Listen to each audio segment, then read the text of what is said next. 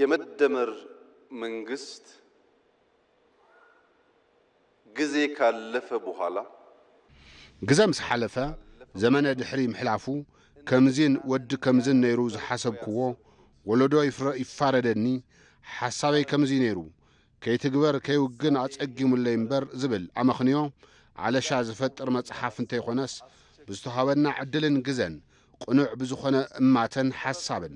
ንሃገርና ሓቂና እንተንሰርሕ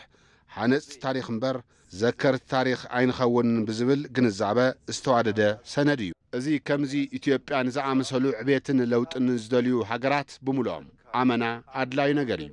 ኮይኑ ግና ኑሕ ንዝበለ እዋን ስለ ዝጸናሕናን ብብዙሓት እቲ ሓሳብ ስለ ዝተዘረበ እዚ መጽሓፍ በርባዕተ እኽብኽብ ኣቢለ ሕፅር ብዝበለ መንገዲ እቲ ዝድለ ነገር ንምግላጽ ንክኽእል ናታትኩም ሰናይ ድሌት ፍቓድን እንተሃልዩ መጽሓፍ የመደመር መንግስት ዋና ሽኻሉ 4 እዮም።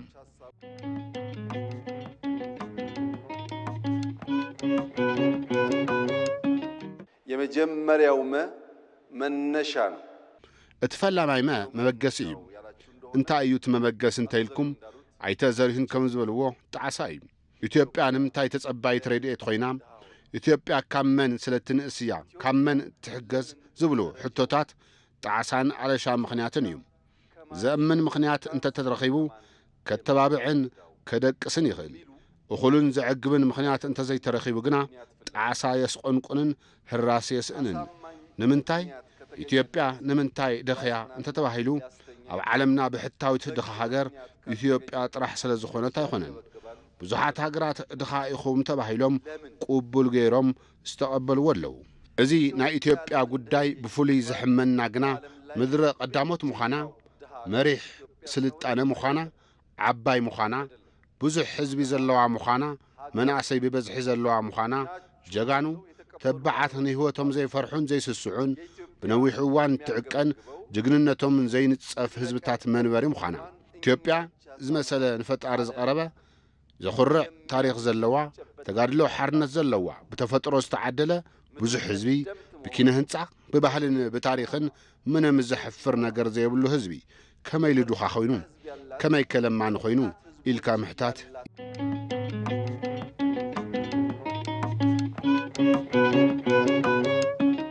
ኢትዮጵያውያን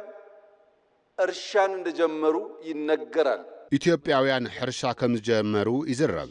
ምድረ ቀዳሞት ስለ ዝኾኑ ሕርሻ ጀሚርና ሓጺን መጺን ቀጥቂጥና ሓሪስና ዓጺድና ምብላዕ ዝጀመርናን ዘጀመርናን ህዝብታት ከመይ ኣብዚ ተሸኺልና ጠጠው ኢልና ምግቢ ንዓና ሕንቅሊል ተይኾነና። ኢትዮጵያውያን ብማዕለማ ሰሪሕና ባህላዊ ብዝኾነ መንገዲ ክዳን ምስራሕ ታሪኽ ጥራሕ ከይኮነ ስለምውን ከም ትርእይዎ ኩልኹም ከም ትዕዘብዎን ብማዕለማ ዝፍለጥ ባህሊ ዘለዎ ሃገር እዩ። ኢትዮጵያ ዓሊምና ምኽዳን ዝኸኣልናን ዘምህርናን ኢትዮጵያውያን ከመይ ምፍራይ ኣብዩና ክዳን ካብ ወጻኢ ንዕድግ ኾንና ብባህሊ መድሓኒት ኣብ ኩሎም ገዛ ድሕር ቤት ንብዙሕ ጸግማት መድሓኒት ቆጽላ ምጽሊ ምብጣስ ምቕማምን ምድሓንን ዝኽእል ኢትዮጵያዊ ከመይ መድሓኒት ምፍራይ ተስዓኖ ዝኾነ ጭላፍ መሰረት እኳ ተዘይህሉ ክንድቲ ኣይምገረመናን። ግና ልምዱ ታሪኹ ዘኽእል ኩነታት እንዳሃለወ ብኸመይ ድኻ ኾነ። ኣብ ዓለም ዝለዓለ ዕቑር ሃፍቲ ወርቂ ዝዓቆረ ሃገራት ወርቂ ብምፍራይ ኣይፍለጡን። ንሳቶም ንእሽተይ ወርቂ ካባና ዓዲጎም ኣብ መኽዘን ብምቕማጥ ሃፍታም ተባሂሎም ንሕና ዝበዝሐ ወርቂ ኣብ ከርሰ ምድሪ ብምቕማጥ ድኻ ተባሂልና። ኣባና ዘሎ ወርቂ ይበዝሕ ዘቐመጥናሉ ቦታ ጥራሕ እዩ ዝፍለ። እቲ ዘቐመጥናሉ ቦታ ድኻ ዘበል እንተኾይኑ ናይ ቦታ ለውጢ ዘድሊ እንተኾይኑ ናይ ሓሳብ ሓይሊ ወይም ኢማጂኔሽን ፓወር የድሊ። ዝተሃበና ድኽነት ምቕባል ጥራሕ ከይኮነስ ናይ ቦታ ለውጢ ጌርኻ ምስትኽኻል የድሊ። ብምዃን እውን ናብ ድሕሪት ዘጉዕዝ ጣዓሳ እዩ።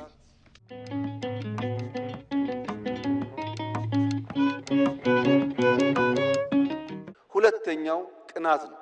ከሊእ ቅንኣት እዩ። ናይ መንፈስ ቅንኣት ካልኦት ከመይ ዓበዩ ወይም ዘመኑ ንእገለ ወርቂ የብሎም ዝሕረስ መሬት የብሎም ካባና ዝበዝሕ ህዝቢ የብሎም ካባና ብምንታይ ዛይዶም ዓበዩ ንሕናስ ብኸመይ ንእስና ደኺና ቀረና ዘብል ቅንኣት ናብዚ ድሕሪት የመደመር መንግስት እንትንጓዓዝ እቲ ስብራት ኣበይ ጋጠመና ኣበይ ተኸሲቱ እንትንብል ኣብ ዓለም ብሕታይ ጥራሕ ከይኮነትስ ብዙሕ ድኻ ሃገር ኮይንኩም ዝተባሃሉ ሃገራት ኣለዉ የመደመር መንግስት ዘስተባሃለ ዋና ዋና ሓሳባት ተዛብዑ ሕቶታት እዮም ትክክል ዘይምሕታቱ ትክክለኛ ምላስን ከይረክብ ስለዝገበሩ ካሊእ ንስተዛብዕ ሕቶ ዘፍርስ ናይ ለውጢ ኸይዲ ምኽታልና እዩ ሕቶና ስሑት ወይም ጌጋ እዩ ንዑ ንህቦ መልእሲ እውን ኣፍራሳ እዩ ናትና ብቕዓት ናትና ናይ ለውጢ ተበግሶ ዝልክዖ ናይ ትማሊ ብምዕናው ናይ ትማሊ ብምፍራስ ጎደለ ብምምላእ ዝሐሸ ኣስጊሩ ብምሃብ ኣይነበረ የመደመር መንግስት ዘይተኸዶ መንገዲ ምጓዓዝ ይመርጽ እዚ ንምርኣይ ወይ ንምንጻር መበገሲኡ ምግንዛብ ህዳሰን ሱዳንን ብቑዑን ኣምሓርን ምሳሌ ምዃን ይኽእል ንሕና እንትንልወጥ ሱዳን ሰላማዊት ሃገር ነይራ ድሕሪ ናትና ለውጢ ሱዳን ንምሕጋዝ ብዝገበርናዮ ፈተና ዋላ እኳ ዝተማልአ ተይኮነ ሰላማዊ ነይሩ ኮይኑ ግና ዝተዛብዕ ሕቶ እንትለዓልን መልሱ ድማ ምፍራስ እንትኾን ሎሚ ሱዳን ቅድም ኢላ ብደቃ ዝሃነፀቶ ዓለም ለኸ መገዲ ኣየር ኤርፖርት ከም ዘይነበረ ጌራቶ እያ ኣስታት 10 ሚልዮን ዝፅጋዕ ህዝቢ ኣብ ዝነብሩላ ከተማ ካርቱም ነዚ መጠን ህዝቢ ዘይትሽከም ከተማ ክትኸውን ክኢላ ኣላ ንምንታይ ዝተኸተልዎ ዝመረፅዎን መገዲ ምዕነዋ እዩ ንሕና ድማ ኣዝዩ ዓብዪ ዝኾነ ብመጠን ገንዘብ ብሓሳብን ብምምሕዳርን ኣዝዩ ዓብዪ ዝኾነ ህዳሰ ምስ ኩሉ ጸገማቱ ኢና ተረኪብናዮ ዝነበርና ዝኾነ ኣብዚ ቅንያት እዚ ህዳሰ ብዝምልከት መን ሰሪሕዎ ከመይ ተሰሪሑ ናይ መን ብፅሒት ክንደይ ሚእታዊ ይኸውን ዝብል ጉዳይ ኣዝዩ መካትዕ ኮይኑ ቀኒ ንምንታይ ስለ ዝዛዘምናዮ ናይ ዝተወደአ ነገር ፍረ በዓል ዋንኡ ስለ ዝበዝሕ እምበር መኽኒና ተንገድፎ እንበዓል እከለ ኣበላሸዮሞ ይበሃል እምበር ሓደ ሰብ ኣይጽግዕናን እዩ ሕዚ ኸተዓዊቱ እዩ ዓወት ወናኒ ኣብዙሕ ብዙሓት ይደልይዋ ብዙሓት ይሃርፍዋ መንግስቲ ምድማር ኣብ ከምዚ ዝኣመሰለ እዋን ዝመርጾ መገዲ ተዛዚሙ እዩ ናይቲ ዓወት ወናኒ ድማ ንስኹም ኮይኑ ኣብ ምሽማይ ዓወት ግዜ የብሉን መንግስቲ ምድማር ዕላምኡ ሽቶ ክወቅዕ ስለ ዝኾነ እንትዕወት ንበይነይ ክዕውት ይኽእል ኢሉ ምድማር ኣይኣምንን ኣብ ብሕታውነት ጉድለት ስለ ዘሎ ኢትዮጵያውያን ብዝኸኣልዎ ኩሉ ተደሚሮም ዝዕወትዎ ናይ ኩሎም ኢትዮጵያውያን ተጋድሎን ዓወትን እምበር ናይ ሓደ መንግስቲ ወይ ድማ ናይ ሓደ ውልቀ ሰብ ኣይኮነን ነዚ እዩ ድማ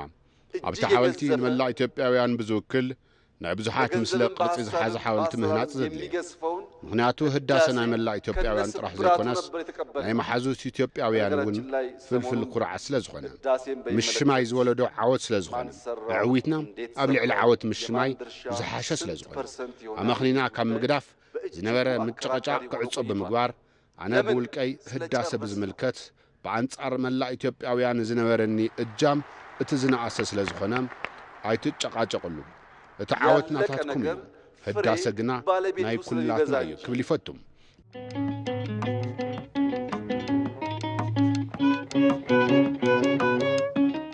የመጀመሪያው መነሻ ነው ፈላማይ እቲ ናይ መጀመርያ መበገሲ እዚ መንግስቲ ምድማር ንድሕሪት ተመሊሱ ድሕረ መጽናዕቲ ምክያዱ መዛዝምኡ ድማ ይትልም ድኽነት ምጽያፍ ጥራሕ ዘይኮነስ ብልጽግና ይምነ ኣብዚ ዘሎ ቀንዲ መፍትሒ ሓሳብ ንበጽሐሉ ተሊምና ትምኒት ድዩ ወይስ ድሌት እዩ ዘሎ ባዶ ትምኒት እንተኾይኑ ትግሃት ዘይብሉ ትምኒት እንተኾይኑ ብትልምን ብትካልን ዘይተሓገዘ ትምኒት እንተኾይኑ ተራእዩ ዝጠፍ እዩ ሎሚ ትምነይ ጽባሕ ትርስዖ መንግስቲ ምድማር ካብ ትምኒት ዝሻገር እዩ ድሌት እዩ ብግልፂ ንጹር ራእይ መዓዝ እንታይ ከም ንዕውት ኣበይ ክንበጽሕ ከም ንኽእል ዘመላኽት ኩለ መዳይ ብልጽግና ኢትዮጵያ ዝደሊ ጥራሕ ዘይኮነስ ከም ዝከኣል ዝኣምን እዩ እዚ ድሌት ዓቕሚ ምፍጻም ከም ዘለና ከየረጋገጸ ኣይብገስን ኣብቲ ጽሑፍ ከም ዝተገለጸ ቅድም ክብል መደረ ዘስምዑ ይሕዋተይ ከም ዝሓበርዎም ፍልጠት ብኽልተ መገዲ ክርከብ ይኽእል እዩ እቲ ሓደ ብሓበሬታ ብምስማዕ ብምንባብን ብምሕታትን ፍልጠት ክርከብ ይኽእል እዩ እቲ ካልኣዋይ መገዲ ፍልጠት ግና ተግባራዊ ልምምዳት እዩ ውጽኢት እዚ መጽሓፍ ካብ ዝሰማዕናዮ ካብ ዘነምናዮ ጥራሕ ዘይኮነስ ብተግባር እንትፍትን ዝረኣናዮ ውጽኢት ምሕለኻታት እውን ስለ ዝኾነ ብዙሓት ዝመሃርሉ ዘማዕብልዎ ዝማዕበለት ኢትዮጵያ ንምርኣይ ዝተግህሉን ከም ዝኸውን ኣይጠራጠርን ዓቕሚ ኣፈጻጽማና ብብዙሕ መገዲ ርኢና ኢና ድሌትና እትመስል ሃገር ዘይኮነስ እትምሰል ሃገር ምፍጣር እዩ ንምምሳል ብዙሕ ግዜ ፈቲና ኢና ኣይተዓወትናን ሕዚ ብናትና መልክዕ ብናትና ሓሳብ ብልክዕ ባህልና ተሓንጺጹ ብኣብነት እትጽራሕ ሃገር ምህናጽ እንደሊ ኢና እዚ ድማ ይከኣል እዩ ኢሉ መንግስቲ ምድማር ካብ ልቢ ይኣምን ንኣብነት ሓምለዋይ ኣሰር ኣብ ታሪኽ ጸለምቲ ህዝብታት ዛጊድ ሓደ እኳ ዘይፈተኖ 48 ቢልዮን ፈልሲ ዝተኸልና እዚ እንመስሎ ዘይኮነስ እንምሰሎ ኮይኑ ኣብ ታሪኽ መዝገብ ዝሰፍር ይኸውን ሕድሕድ ዓሌት ጸሊም ከም ዝኽእል ከም ዝሓስብ ከም ዘዋድድ ኢሉ እውን ዓብዪ ነገር ክዕውት ከም ዝኽእል እቲ ሓደ ከም ኣብነት ተገይሩ ክውሰድ ይኽእል እዩ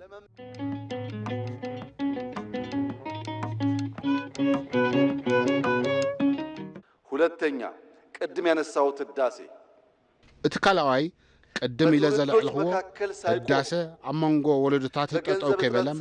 ብሕፅረት ገንዘብ ጠጠው ከይበለ ብኮረና ጠጠው ከይበለ ብኩናት ጠጠው ከይበለ ኢትዮጵያውያን ዘለዎም ባህጊ ብብክዚ ምግላጽ እንተኽኢሎም ዝኾነ ዓሌት ጸሊም ዝኾነ ነገር ተሊሙ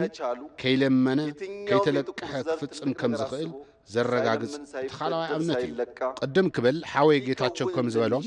ኣዲስ ኣበባ ብዝምልከት እንዳተረእየ ዘሎ ለውጢ ገለ ጥርጣረ ኣይሃልኹም ኣብ ቀረባ እዋን ኣብ መላእ ኣፍሪካ ከም ኣብነት ተገይሩ ክውሰድ እዩ ምኽንያቱ ብናይ ዓርስኻ ዓቕሚ ገንዘብ ኣብ ዝሓፀረ እዋን ካብ ምርሳሕ ካብ ዝነበረ ጸልማት ዝወፀት ከተማ ዜጋታት ምዑሪ ጌርኻ ምስራሕ ከም ዝከኣል ብተግባር ዘርእናሉ እቲ ሓደ ስራሕ ስለ ዝኾነ ንብዙሓት መምሃሪ ከም ዝኸውን ዘጠራጥር ኣይኮነን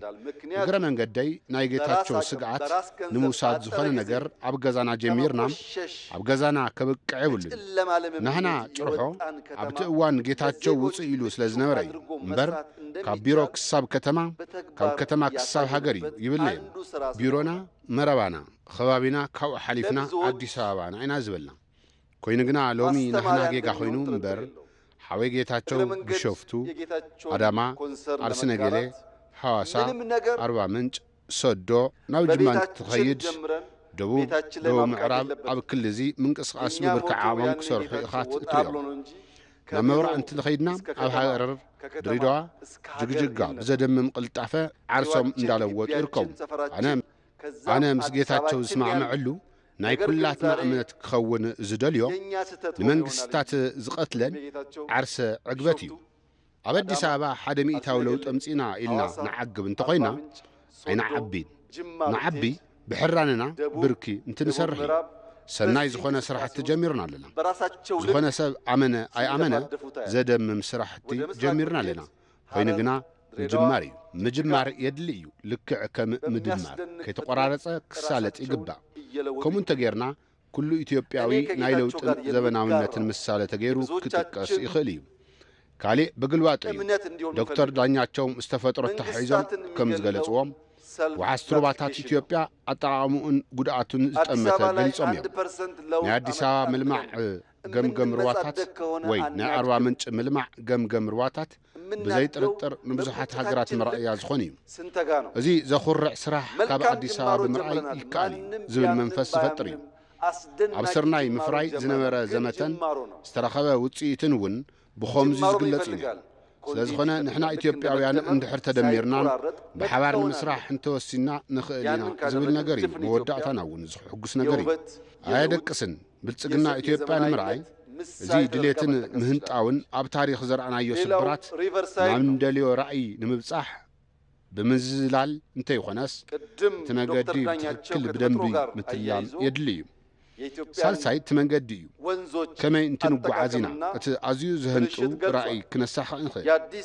ቀዳማይ ካብ ውሽጢ ናብ ደገ ብምርኣይ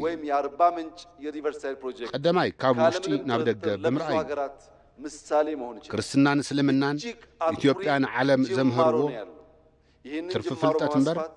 ካብ ዓለም ዝናፍቑ ኣይኮኑን ክርስትና ተጀሚሩ ኣብ 30 ዓመት እዩ ናብ ኢትዮጵያ ኣትዩ እስልምና ተጀሚሩ ኣብ ዝተጀመረሉ ዓዲ ኣይተስፋሕፍሐን እዩ ናብ ኢትዮጵያ ኣትዩ ንሓደ 1000 ዓመታት ዘኽዕበተ ፍልጠት ዘሎ ኢትዮጵያ ክተምህር እምበር ብካልኦት ክትመሃር ትህንጦ ኣይኮነን ዘለዎ ካብ ውሽጢ ናብ ደገ ምርኣይ የድልየና ካብ ደገ እውን ክንመሃር ኣለና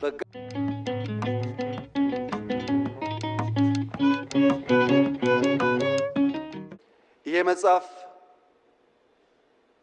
ሙሉ አይደለም። እዚ መጽሓፍ ሙሉ ኣይኮነን ዝጽሓፎ ሰብውን ሙሉ ኣይኮነን ሓሳብ ዘለኩም ሰባት እንተሃሊኹም ነዚ ዝጻባዕ ሓሳብ ዝጽሒፍኩም እንተቕሪብኩምልና ንምንባብ ጥራሕ ዘይኮነስ ንኽንመሃር ንኽነምህር ጥራሕ ዘይኮነስ ናትኩም ቃል ንምምስካር እውን ድልዋት ምዃንና ኣቐዲመ ክገልጽ ፈቱ ምሁራት ሓይስዎ ካብዚ ዝጻባዕ ሓሳብ ዘለኩም እውን ኣውፅኡ ኮይኑ ግና ሓሳብ ኣልዎ ብዝኾነ መንገዲ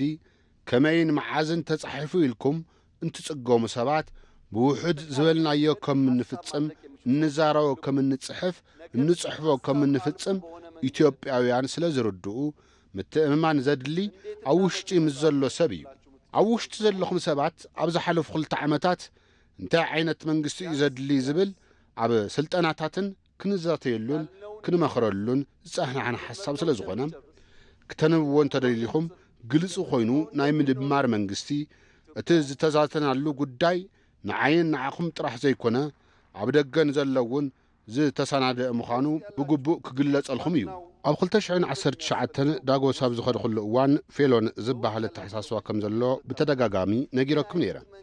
ንዕኡ ብዝምልከት ጅምር ስራሕቲ እውን ኣሎ ምናልባት እዚ ናይ መወዳእታ ናይ ምድማር መጽሓፍ ክኾን ይኽእል ርእሲ እቲ መጽሓፍ እውን የመደመር ስሌት ዝብል እዩ ነዚ ድማ ሕድሕድ ሰብ ንዓርሱ ብምውፋይ ናይ ባዕሉ ብምምቓል ኣብ ውሽጢ ኮይኑ ከመይ ክኸስብ ከም ዝኽእል ዘለማመድ ሰነድ እዩ መጽሓፍን ምንባብን ቀሊልን እዩ ዕድመን ቴክኖሎጂ ነገራት ኩሉ ቀሊል እዩ ኦዲዮ መጽሓፍቲ ኣለዉ ስፖርት እናሰርሐኹም እናተጓዓዝኹም ምስማዕ ዝከኣል እዩ ሓሳብ ምርካብ ካብ መጽሓፍቲ ጥራሕ ዘይኮነ ካብ ዓበይቲ ዓዲ እውን ምርካብ ዝከኣል እዩ ብተጻብኦ ዘለኹም ንእትቃወሙ ሰባት ናይ መወዳእታ መልእኽተይ ካብ ኣቦታት ኦሮሞ ዝተለቃሕኽዎ ኣባሃላ ንሱ መምርሒኹም ክኾነኩም ብምምዓድ እውን እዩ ሓደ ጉዳይ የማነ ጸጋም እንትኾኖም ምስ ሕልሞም ዝጓነ ጸገር እንትፍጠር ካን ኦብሳ ካን ኢሞ ጎርሳ ይብሉ ጋሪ ጎርሳ ጋሪም ኦብሳ ሙሉ ተኬት ኣዲሙ ቀብዳ ይብሉ እዚ ማለት ንገሊኡ እናተዓገስኻ ንገሊኡ እናመዓድኻ ናብ ራእይ እንትጓዓዘ ኣለኻ እዚ ንዓይን ንዓኻትም ይሰርሕ ሕልሚ እንተሃሊኩም ካን ኣብሳ ካን ጎርሳ ጉዕዞ ግና ንቕድሚት ክኾን ኣለዎ ኣዝየ የመስግን ካን ኦብሳ ካን ኢሞ ጎርሳ ይላሉ ገሪ ጎርሳ ገሪ ኢሞ ኦብሳ ሙለተኬት አዴሙ ቀብዳ ይላሉ ከፊሉን እየታገስክ ከፊሉን እየመከርክ ወደ ራእይ መጓዝ አለብህ